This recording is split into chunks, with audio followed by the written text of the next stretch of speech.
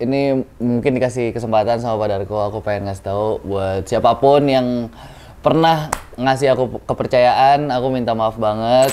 Tapi apa yang terjadi sejak Indonesia's Got Talent sampai sekarang? Apa yang akhirnya menurutmu itu ya, oh ini mimpi jadi nyata, tapi ada juga yang kamu bilang tadi more problems? Ya, sebenarnya aku become a better person. Amin. Ya. Jadi kayak istilahnya ya udah lebih nggak selengean lah, meskipun masih ya. Waktu itu kan kita syuting, ya kan, kamu waktu itu aja pulang aku bayarin itu Grab ya kan. Sekarang udah naik mobil sendiri, nah, itu kan milestone tuh, pencapaian. Titik kamu akhirnya mendapatkan sebuah hal yang kamu impikan. Nah, kalau dalam sulap apa? Kalau dalam sulap itu milestone-ku itu sebenarnya udah rada tercapai, cuma masih belum se-Indonesia. Jadi milestone-ku itu tuh tadinya pengen.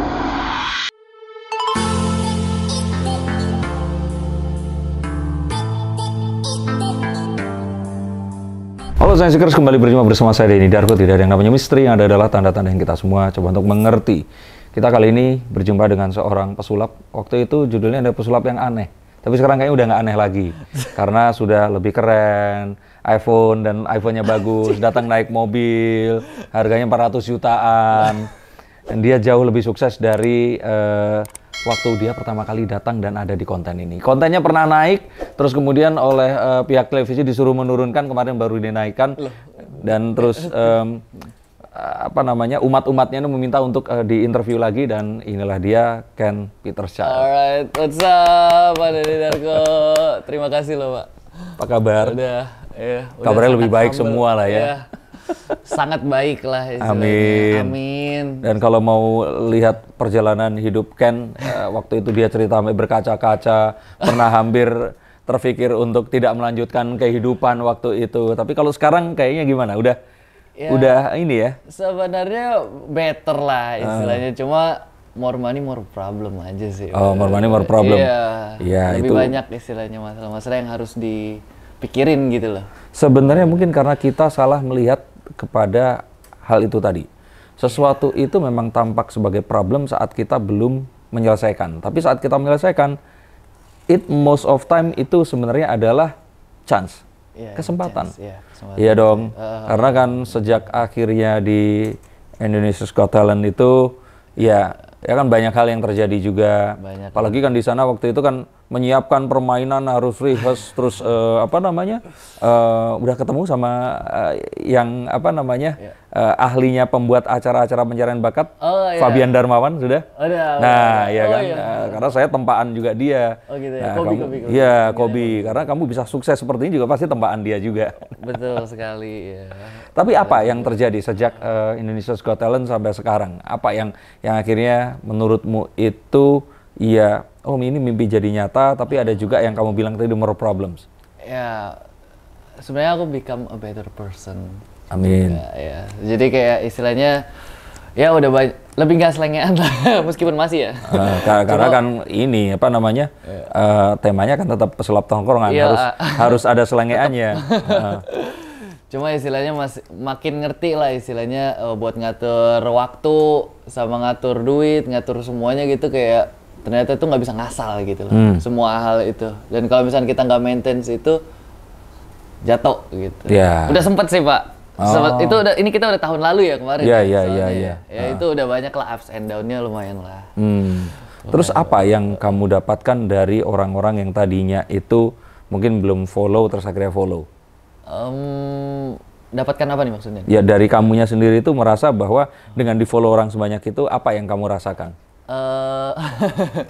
Lebih punya tanggung jawab yang lebih gede, ya kan? Kayak kata Spider-Man, you got more powers, you got more responsibility. Apa sih aku lupa. Power comes with responsibility. Iya, big powers comes with big responsibility. Nah, tapi apa demand dari mereka ini? Apakah sama dengan followermu yang dulu, atau sekarang ini mereka kayak ada permintaan tertentu? Lebih beda sih, lebih ke permintaan tertentu. Udah gitu kan rada banyak ya.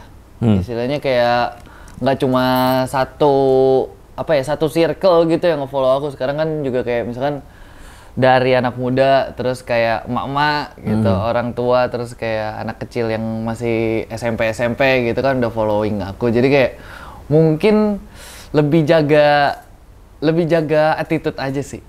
Sekarang itu lebih kayak begitu. Soalnya dulu kayak ngomong apa aja kan aku bebasin aja gitu loh di kontenku. Idealisnya jadi makin disesuaikan. Jadi makin disesuaikan. Iya gitu sih sebenarnya. Padahal kok ngeliatnya gimana nih? Ya kalau ngeliatnya masih sama-sama aja. Sama-sama aja ya sebenarnya. Iya, cuman ya mungkin hal-hal tertentu kamu ya kalau saya pikir mungkin bisa lebih ini ya, apa namanya, mendapatkan yang selama ini kamu impikan. Dari ya akhirnya bisa perform di televisi, perform di depan banyak orang, ketemu sama orang-orang yang luar biasa, collab dengan mereka. Masuk Pak Denny Darko. Nah, tapi kalau yang selain magician yang kamu paling happy itu collab sama siapa waktu itu? Selain sama magician? Yang kamu, ternyata seru nih. Oh, yang paling seru collab sama Young Lex sih. Young Lex, gimana tuh? Iya, seru. Dia mungkin aku nggak tahu dia pernah lihat sulap atau enggak, tapi dia respect banget sama Magic pertama gitu. Udah gitu dia orangnya bener-bener ini aku banget, apa kayak pasarku banget gitu loh, kayak yang sekali disulapin tuh kayak emang hancur gitu loh, kayak woi gitu. Nah, mungkin itu sih salah satu big guy ya yang paling seru lah. Dan menurutmu kalau kamu bilang pasarmu, sulap tongkrongan itu sebenarnya apa sih?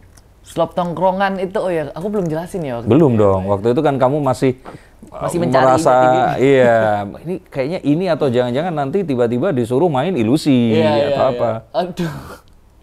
Iya, jadi sulap tongkrongan itu aku jelasin ya, kameranya masih, nih. Ya, sulap tongkrongan itu sebenarnya adalah sulap di mana kita menemukan sesuatu naturalisme yang paling tinggi, menurutku ya. Soalnya kalau misalnya sulap tongkrongan itu beda sama sulap di performance show magic gitu. Kalau misalnya show magic mungkin kan kayak kita ada apa ya istilahnya, ada opening, terus street magic pun beda sama sulap tongkrongan Pak, menurutku. Oke. Jadi kalau misalnya ini kita ya udah langsung lagi nongkrong, kita udah kenal dulu, nongkrong, sulap, baru karena udah kenal itu, jadi kayak ngeluarin kata-kata apapun itu udah bebas gitu loh. Mau mengekspresikan kayak gimana pun udah bebas. Beda kalau misalnya contoh street magic. Street magic kan kita ada openingnya dulu kan gitu, kayak hi gitu, evening gitu, kayak gue pengen sulapin gitu. Nah itu biasa orang tuh lebih segan aja gitu loh buat kayak berekspresi gitu. Kayak ngomong kasar gitu, kayak mereka kayak malu-malu lah gitu istilahnya. Gitu sih. Sulap tongkrongan itu. Yang memang kamu idolakan kalau di luar negeri siapa? Di luar negeri idola nggak ada. Yang sulap tongkrongan? Sulap tongkrongan. Nah, ini aku belum research sih. Aku nggak tahu juga ada sulap tongkrongan nggak di luar negeri. Cuma kayak belum ada sih. Cuma street magician mungkin ada. Dynamo mungkin itu satu yang aku idolakan ya. Nah, tapi so far gimana yang kamu lakukan? Kalau sulap tongkrongan berarti kan kalau misalkan kayak David Copperfield itu punya milestone waktu menghilangkan Liberty. Ya kan? Nah, kalau menurutmu kamu ini apa? Milestone-mu apa? Milestone-ku ya? Pengen apa nanti? Iya. Sulap di tongkrongan selama 24 jam atau apa nih? Itu masih salah satu proyekanku ya. Cuma belum tahu mau apa sih. Masih abu-abu lah. Cuma aku pengen bikin ya kayak itu milestone ya namanya. Aku kira tadinya itu stand sih. Oh, bukan itu stand, tapi maksudku stand. milestone itu artinya kamu memiliki sebuah tujuan untuk menjadikan itu satu monumen. Akhirnya aku sampai di situ. Kayak kamu misalkan waktu itu kan kita syuting, ya kan, kamu waktu itu aja pulang aku bayarin itu Grab ya kan. Sekarang udah naik mobil sendiri, itu kan milestone tuh, pencapaian. Titik kamu akhirnya mendapatkan sebuah hal yang kamu impikan. Nah, kalau dalam sulap apa? Kalau dalam sulap itu milestone-ku itu sebenarnya udah rada tercapai, cuma masih belum se-Indonesia. Jadi milestone-ku itu tuh tadinya pengen bikin tour. Se-kafe-kafe ya. Pokoknya jadi kayak tour di kafe. Tapi kalau misalnya tour itu biasa kan kita kayak sewa hotel gitu, gedung, terus kayak orang yang nonton banyak gitu. Aku lebih kayak ke kafe-kafe aja. Jadi kayak di kafe ini, soalnya kan tongkrongan. Kita saling saling nyantai aja lah gitu, nggak terlalu formal. Nah di kafe kemarin tuh udah sempat aku tur 16 titik lah, 16 kafe gitu. Nah pengennya milestone-ku yang selanjutnya ini adalah pengen se-Indonesia dari berbagai pulau lah pokoknya. Sumatera sampai Papua hajar. Oke. Itu sih yang belum tercapai ya. Semoga ya tahun depan bisa lah. Ya, siapa yang mau jadi sponsor boleh. Nah, sulap tongkrongan sendiri Iya. itu kan kalau misalkan gini ya. Kalau musik nih, misalkan kita tahu Om Iwan Fals tuh. Ya. Ya, dulu kan zaman Orba tuh dia jadi pengkritik. Dengan musik dia mengkritik. Pernah juga dipolisikan sampai akhirnya di sel juga dia. Iya. Nah, akhirnya tapi setelah beliau sepuh, lagunya juga udah nggak tentang kritik lagi. Lagunya tentang cinta, kasih sayang sesama manusia dan sebagainya. Nah, umur berapa sekarang? Aku 25. Kalau umurmu nanti misalkan seumur aku lah ya, 40-an. Oke. Terus pakai baju begini sulap tongkrongan udah nggak pantas lagi nih. Kira-kira kamu mau ngapain nanti? Sulapnya lebih ke apa? Wah, ini pertanyaan Ya kan harus disiapin. belum kepikiran ya, Pak. Iya kan? Oke, sebenarnya sempat sih terlintas gitu loh. Kalau misalkan memang apa istilahnya udah nggak bisa senyantui ini nih gitu kan. Sebenarnya aku pengen ini sih jadi aktivis. Aktivis? Aktivis, iya. Aktivis apa? Kenapa pada aku kayak gitu? Lah iya nggak aktivis Kayak nggak aktivis percaya apa? banget gue jadi Pak. Lah bukan, ya aktivis, tapi aktivis apa dulu nih? Aktivis, aku tuh nggak gitu suka hal rasisme ya. Sama istilahnya kayak ya menurutku rata lah semua orang gitu loh. Jadi di Indonesia gitu kan masih terkadang tuh kayak itu juga sih masih sering di golong-golongin gitu loh kayak lu tuh Chinese gitu loh, misalkan lu tuh Chinese lu nggak bisa ngelakuin ini gitu, lu orang Ambon lu cocoknya di sini gitu. Jadi aku ya istilahnya pengen menggebrak itu aja lah, tapi itu masih planning jauh banget sih. Cuma magicnya mungkin lebih kurang sih, mungkin ya, nggak tahu juga. Kalau misalkan memang gue masih seru udah umur 40 ya why not. Cuma kan pasar yang berbicara. Ya. Nah, tapi emang buat kamu sendiri saat kamu nanti meninggalkan Magic itu apa jadinya? Magic itu menurut Pak Darko apa? Nah, bukan, kalau menurutmu saat kamu nanti ini sudah ya kalau kita bilang itu dewasa, lanjut. Kan tema yang kamu tekuni ini sudah harus berubah. Karena sulap tongkrongan kamu udah nggak nongkrong. Kamu nanti misalkan punya istri, anakmu 3, gimana ceritanya kamu mau nongkrong gitu? Nongkrongmu pun sudah di tempat yang berbeda lagi. What? Mind blowing. Iya. Ya udah gini, kalau buat kamu Magic itu jadi apa sebenarnya? Menurutku Magic itu, Magic itu sebenarnya menurutku itu Magic itu the point of all arts menurutku. Kayak intinya dari semua seni itu tuh Magic. Kayak kadang kita nyanyi itu cari hal magicalnya juga nggak sih? Kayak dance juga kita cari hal magicalnya, gimana caranya kita bisa ngerasain sesuatu gitu ya kan. Dan kita pengen di entertain juga gitu kan. Nah itu sih, nggak cuma masalah entertain juga sih, everything. Kayak contoh kayak misalkan apa ya, yang paling inti aja deh, misalkan kita tentang agama nih ya kan. Kita kan terkadang menunggu sesuatu hal keajaiban gitu juga kan dalam hidup. Jadi menurutku Magic itu inti dari apa ya, semua hal sih menurutku. Makanya aku pilih seni yang kutekunin itu Magic juga gitu. Dan apa hal magical yang pernah terjadi selama kamu berprofesi ini setelah Indonesia's Got Talent? Hal magical yang pernah terjadi setelah Indonesia's Got Talent? Iya dong. Setelah Indonesia's Got Talent, banyak sih. Satu yang paling. Banyak. Yang paling magical itu aku hampir netesin air mata juga waktu itu karena turku selesai. Oh, berapa kota? Itu se-Jabodetabek sih. Berapa tempat? 16. 16 tempat? 16. Dalam berapa bulan? Dalam 3 bulan. Oh, oke. Iya. Harusnya 2 bulan, cuma harusnya sebulan, terus ternyata kayak nggak bisa nih, harus 2 bulan, jadi 3 bulan. Pokoknya gitulah, rada ngaret jadinya. 3 bulan. And then finally it's done. Akhirnya istilahnya ya, tercapai lah. Dan itu kayaknya memang kamu satu-satunya magician yang punya tour ya, karena sebelumnya kalau magician di Indonesia belum ada kan yang punya tour. Sependengaranku sih belum ada ya, cuma nggak tahu ya yang pernah sebesar itu. Sependengaranku juga nggak pernah ada tour yang sampai melakukan sesuatu secara konsisten pindah-pindah sesuai yang sama gitu. Waktu itu ya waktu itu pengen kontak Pak Darko cuma kayaknya masih nggak enak. Jadi waktu itu masih ada di endingnya itu tuh ada pesulap merah sama Alif Cukmek gitu. Oh. Ya tapi kan memang iya mendingan kan generasimu. Ngundang generasi saya juga ngapain ya. Udah beda-beda generasi. Tapi sulap generasi dulu dan sekarang, menurutmu sulap generasi sekarang itu harusnya seperti apa? Harusnya kayak gue. Gimana? Lu yang seperti apa? Karena kan nggak semua orang juga nongkrong. Iya. Nggak. Sebenarnya sulap zaman sekarang tuh menurutku nggak tahu ya, ini yang kulihat dari mata-mata klien. Ya. Terkadang tuh orang bosen ngelihat sesuatu yang dragging gitu loh. Intinya dragging, jangan apa ya istilahnya, kayak dragging itu apa ya bahasa Indonesia? Ya dragging itu menyeret. Jadi kayak orang itu kayak dia nggak tahu mau dibawa kemana, jadinya kelamaan. Iya, kelamaan. Jangan bikin orang bosen aja gitu loh. Di dalam suatu show magic itu kayak mungkin ngobrol pun harus interesting. Kayak misalkan contoh nih, aku denger Pak Darko atau Jo Sandi gitu. Aku tuh denger Pak Darko tuh ngobrol tuh kayak istilahnya ngedengerin terus gitu loh. Meskipun nggak ada magicnya gitu. Nah, minimal gitu maksudku. Kayak apa sih, tetap entertaining gitu loh. Nah, terkadang tuh magician sekarang minus di situnya, menurutku.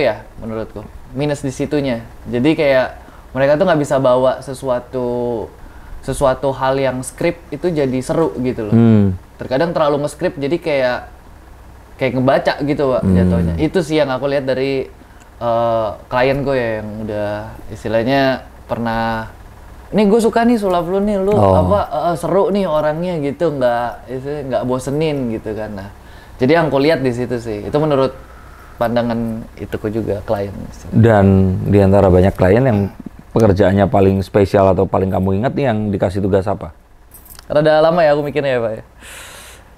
Tapi baru kepikiran ternyata yang paling seru itu baru-baru ini juga. Soundernalin. Itu sangat gokil sih. Thank you banget ya Pak Wiwin yang udah nge-invite ya. Itu aku serunya itu karena biasa kan kalau misalkan di festival-festival gitu kan kayak aku cuma street magic doang, nggak ya udah di situ aja gitu loh. Nggak ke backstage gitu. Nah, kali ini aku ke backstage sama artis-artisnya juga gitu loh. Jadi kayak kenalan juga, banyak koneksi gitu. Kayak ada beberapa orang yang juga aku ngefans, kayak wah, ketemu nih akhirnya gitu, kayak gokil. Nah, aku ada pertanyaan. Tahun 2007 umurmu berapa? 2007. Si SD sih, Pak. Si SD. Nah, itu aku job pertamaku. Itu juga aku di hire konser musik besar banget. Aku sama partnerku Abu Marlo waktu itu dikasih ATV, tahu ya ATV? Oh iya. Naik motor ATV itu untuk keliling. Berhenti main sulap di situ, berhenti main sulap di situ, berhenti main sulap di situ. Itu keren banget dan aku ingat karena bawa ATV itu. Satu orang berhenti main sulap, pindah lagi main sulap, pindah lagi main sulap. Dan itu memang benar-benar kayak dikasih tahu sama ya penyelenggara acara untuk seperti itu, biar beda dan biar kesannya itu kayak berbeda. Aku masih ingat waktu itu tuh datang, aku main sulap, aku main, kamu tahu trik yang namanya Triumph, tahu kan ya? Triumph, ya? Nah, main sulap, aku minta satu orang milih kartu, ibu-ibu tua. Dan waktu itu aku minta dia nanda tangan, aku nanya dia, ibu namanya siapa? Orangnya marah-marah. Never been that. Nah, orangnya marah-marah, terus orang sekitar marah-marah, heran. Karena mereka marah karena aku nggak tahu namanya. It turns out itu ternyata Bunda Yvette. Ternyata bosnya? Ibunya Sleng. Oh, ibunya, oh. Aku kan nggak ngikutin musiknya, aku nggak kenal. Nah, tapi karena di situ orang berkerumun, dia masa nggak tahu aku sih ini seperti itu. Ya marahnya marah bercanda lah. Marah bercanda. Dan itu konser musiknya tahu apa? Soundernalin. Soundernalin juga, Pak. Oh. Saya meneruskan. Itu mungkin yang pertama kalau nggak salah. Oh iya. Di Jakarta 2007 tuh. 2007 ya? Iya 2000. Di Bandung. Di Bandung. Soundernalin. Sebentar, Bandung atau Jakarta? Aku lupa. Coba nanti cari tahu ya. Harusnya nggak tahu ya, harusnya Jakarta. Nah, aku ingat banget tuh. Naik ATV berdua kelilingnya pakai kacamata itu, berhenti main street magic. Berhenti street magic. Itu seharusnya main cuman 1,5 jam. Itu kita nggak kerasa main sampai 5 jam tuh. Wah, sama lagi Pak, aku juga gitu. Soalnya seru, Pak. Jadi kayak kerjanya gimana ya? Emang nikmati aja gitu loh kerjaan kita. Pokoknya aku ingat banget itu dari matahari masih ada sampai malam. Tahun berapa? Sonderalin pertama? Sonderalin pertama tahun ini bener, ini true Bener, story, beneran, ini beneran. Wow. Jadi kita ternyata punya keseruan yang sama ya. Kita punya Sonderalin tuh. pengalaman yang sama. Udah bawa kartu koin waktu itu, gitu ya. tamtip. Waduh. Aku jarang kayak hal-hal itu lah. Ya akhirnya kita itulah, itu jadi satu hal yang juga buatku milestone juga karena main Magic dengan tema seperti itu waktu itu tuh belum pernah ada sebelumnya. Belum pernah ya? Ya. Iya, tapi aku pernah juga sih kayak begitu, Pak. Ini jadi aku salah satunya tuh jadi kayak ini tuh ibu-ibu orang kaya lah misalnya. Nah, aku nggak tahu ternyata dia yang bayar aku. Oh, itu kamu diundang? Iya, terus aku di restoran atau di mana? Diundang lah di restoran ya. Respect ya Bu ya. Keren banget pokoknya ibunya ini. Pokoknya aku langsung ngerocos aja gitu. Ini salah satu pelajaran juga sih kayak. Ya, boleh yang di situ Ibu sebutin kartu. Oke, kamu tadi ngomong tentang pelajaran, tadi hal-hal yang baik-baikan. Iya. Ya, tapi kan pasti ada juga hal-hal yang kalau menurutmu, ya ini tadi yang satu hal yang kamu akhirnya sesali, dan kamu berharap itu tidak terulang lagi jadi pembelajaran, betul kan? Iya. Nah, untuk hal-hal seperti itu tuh kamu tahu kan bahwa kadang-kadang kita ini dalam hidup itu seringnya nggak siap menghadapi, bukan menghadapi masalah, tapi menghadapi anugerah yang diberikan. Betul kan? Iya. Tiba-tiba kita diberikan anugerah banyak job. Kita diberikan anugerah memiliki rumah, mobil, dan sesuatu yang kita nggak punya sebelumnya. Tapi kita ternyata belum siap. Dan akhirnya kita mengecewakan orang lain. Paham ya? Nah ini yang kalau menurut saya nggak cuman kamu, saya pun pernah kejadian, semua orang kejadian dan sebagainya. Nah untuk orang-orang yang kayak ibu-ibu itu tadi dan sebagainya, yang pernah mungkin nih di sini berharap lebih ke kamu, tapi karena kamu secara tidak sengaja melakukan hal-hal yang malah dianggap dan dinilai sama mereka ini kurang profesional. Apa yang pengen kamu katakan pada orang-orang itu? Bener banget sih Pak. Emang sebenarnya tuh kayak apa ya? Anugerah Tuhan tuh terkadang berlebihan gitu loh buat aku. Berlebihan gimana? Ya istilahnya kayak apa ya, dikasih sesuatu yang memang apa ya? Kamu merasa belum pantas harusnya. Belum pantas gitu loh, kayak harusnya tadinya aku minta. Cuma ternyata kayak wah. Ngasihnya kelebihan. Nih ya too much bro. Thank you. Ini mungkin dikasih kesempatan sama Pak Darko, aku pengen ngasih tahu buat siapapun yang pernah ngasih aku kepercayaan, aku minta maaf banget. Jika saya diberikan kesempatan untuk menebus kesalahan saya, maka izinkan saya untuk memberikan satu pertunjukan lagi secara cuma-cuma, dan semoga ini bisa menebus kesalahan saya. Ada ya kayaknya seperti itu, dan kalau menurutku itu wajar sih, karena aku dulu pun juga iya pernah juga ya nggak siap, terus ternyata ya ekspektasi orang itu ternyata lebih besar daripada kita. Tapi ya kita kan manusia, letak yang berbuat salah, kesalahannya tapi harus disadari dan diperbaiki. Itu sih sebenarnya. Dan sebenarnya magic yang paling besar, yang paling utama, ini saya ingat sekali. Jadi ada satu orang yang akhirnya dia ini jadi manajer, dia juga yang nemu David Copperfield. Dia mengatakan dalam bukunya Smoke and Mirrors tuh, dia bilang, the greatest illusion that David Copperfield has ever performed was to make David Seth Kotkin disappear. Jadi menghilangkan sosok itu tadi, anak keturunan Yahudi, pemalu, yang main sulapnya itu main jago tapi dia nggak bisa ngomong, akhirnya jadi seseorang yang mempesona. Become David Copperfield. Nah, jadi magic yang terbesar itu adalah merubah dirimu untuk menjadi lebih baik. Dan lakukan magic itu setiap hari. Wow. Saya pun udah berubah sih namanya juga, Pak. Harus dong, harus semuanya, dan perubahannya harus lebih baik. Itu yang harus kamu lakukan. Karena Ken Peterschild sekarang. Nanti berubah lagi kalau nggak tongkrongan. Nggak, still. Kalau itu udah nama forever lah istilahnya. Itu soalnya bukan berubah teknik sulapku atau berubah, cuma berubah jati diriku aja sih. Jadi sama kayak dibaptis lagi ya? Iya, istilahnya itu. Itu nama pembaharuan Christian Del Piero itu jadi Ken Peterschild ya. Peterschild. Semoga ya, all the best ya. Kira-kira. Buat Ken Peterschild, semoga apapun yang akan dapatkan dan dilakukan di masa mendatang ini, tetap kamu akan diberikan kemudahan. Ya, siap. Dan juga kalaupun ternyata diberikan semua anugerah ini, ya kamu bisa kalau kita bilang itu menerima, menggunakannya di jalan yang memang beliau ini, ya Tuhan ini ingin kamu lakukan. Ya. Dan rubah hidup orang lain ya dengan magicmu ini tadi, terutama hidupmu sendiri. Yes. Begitulah kira-kira. By the way Pak, aku punya ini Pak. Oh, apa tuh? Magic. Apa nih? Ini oleh-oleh lah buat Pak Darko. Oh, ini vape ya berarti ya? Ini vape. Ini kamu merekmu sendiri atau kamu di endorse atau apa? Enggak, aku brand ambassador-nya. Oh, Oneo. Oke. Oneo. Thank you Oneo. Ken, thank you Oneo. Oxfa, Oneo. Oh, Oxfa ini ya. Barunya, ya. Astral Black ya. Iya. Magic banget. Oh iya Pak, by the way mau kasih tahu dulu. Jadi aku pengen bikin gebrakan sesuatu nih. Gebrakan magic ya. Di sini nanti tanggal 9 September. 99 dong? Iya, 99. Okay. Ulang tahunnya SBY. Ah, oke.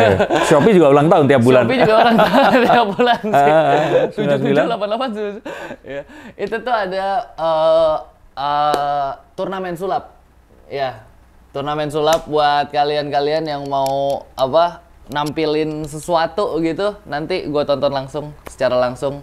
Oke guys, tanggal 9 September. Cek aja di Instagram gue. Ini kamu ngajakin orang buat nonton atau orang untuk ikutan? Kalau ikutan gimana caranya? Buat ikutan daftarnya ada di nomor ada di nomor telepon tertera di sini. Ya, nanti ditaruh di sini terus. Tolong ya editor.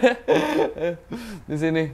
Nanti langsung kontakin aja dia kalau mau daftar, kalau misalnya mau nonton, datang aja di Senayan Park Pulau 1, oke? Jadi hari pertama itu ada Vera Retail, hari kedua ada aku, hari ketiga nggak tahu ada apa, lupa. Ya ada pokoknya datang aja. Kamu ada sama Yudis ya atau itu? Ada nah ya itu jurinya itu di lomba itu tuh aku sama Ko Yudis. Oh, okay. Aku mungkin bakal nilai versi entertainingnya aja sih. Ya. Versi sulapnya, teknisnya itu mungkin ke Dante Yudis ya. Siap. Berarti itu nggak boleh dilewatin ya karena sebentar lagi. Sebentar lagi ya. Mungkin aja nanti Pak Darko datang mungkin tiba-tiba ya kan. Tungguin aja. Sulap. Real magic gitu. Oke, Sensikers. Oke. Ini ada obrolan kita dengan Ken Peterschild. Semua yang terjadi kadang-kadang memang di luar apa ekspektasi kita. Tapi yang lebih harus berhati-hati adalah saat kita berdoa. Dan ternyata apapun yang diberikan, ini ternyata lebih cepat, lebih banyak daripada apa yang kita minta. Karena terkadang saat kita tidak bisa mempergunakan sebaik-baiknya, bisa saja loh ini mengecewakan si pemberinya. Maka pastikan hati-hati dalam berdoa karena doamu bisa saja terwujud. Dan terwujud lebih cepat, lebih besar, dan mungkin akan lebih merepotkan daripada yang kamu kira. Terima kasih, sampai jumpa dan salam. Thank you guys.